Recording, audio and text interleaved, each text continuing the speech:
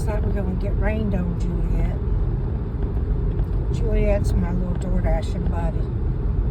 She's so sweet.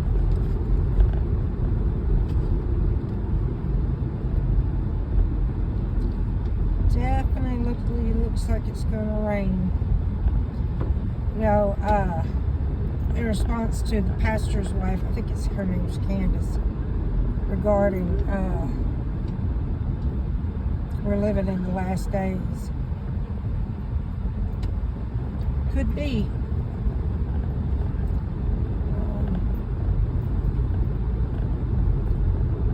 Child sacrifices go back to the biblical days. But, you know, I don't know about, you know, the sexual aspect to all that. I'm ashamed to say I'm not really educated on those sorts of things.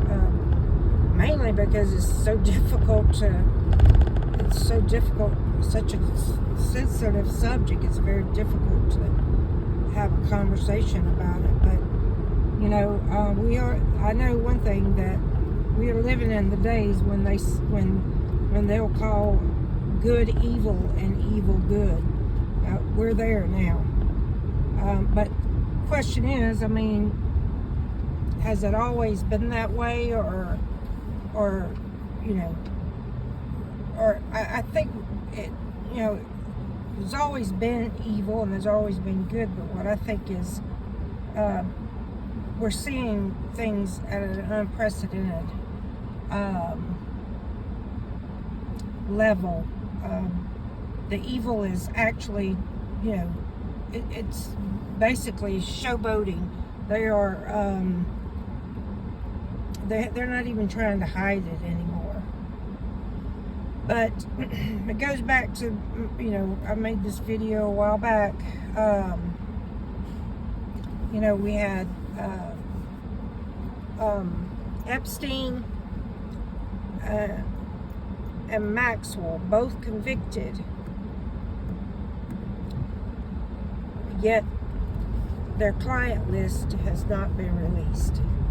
Now that, to me, that speaks volumes, as in, you know, who's on that list. And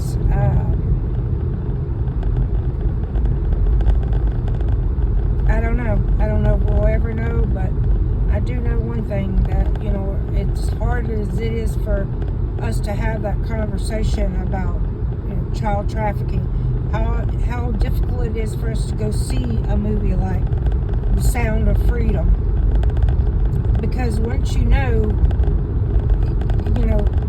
it's very difficult to not think of it daily. I mean, in all honesty, I think about it.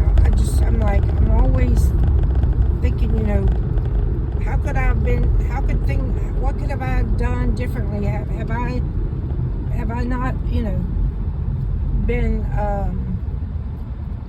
alert to something going on? Have I seen something in the past that perhaps I felt like it seemed weird or awkward, but yet not awkward, weird, but, you know, suspicious? And did I say anything? You know, those things. But guys, I would tell y'all, I'm very much a loner, I guess you would say. Like the other day, this is off subject. The other day, I asked my neighbors around me. They're all in their 20s, gotta be. And I asked them about, they'd like to get together once a week, you know, maybe in a grill, and, you know, just fellowship with one another. And the guy told me, he's like, he appreciated the invite, but, you know, he said he worked too much. But, you know, guys, in all honesty, we have to become active within our neighborhood again, because if we don't, that's how the devil has been able to happen on such a huge scale. But even DoorDashing, I get out in a DoorDash because one, I need the money, but two, yeah, I gotta have the money because I can't pay my bills without it. But two, just to get out of the house, to get Juliet out of the house. But you know what? Ever since the CV happened,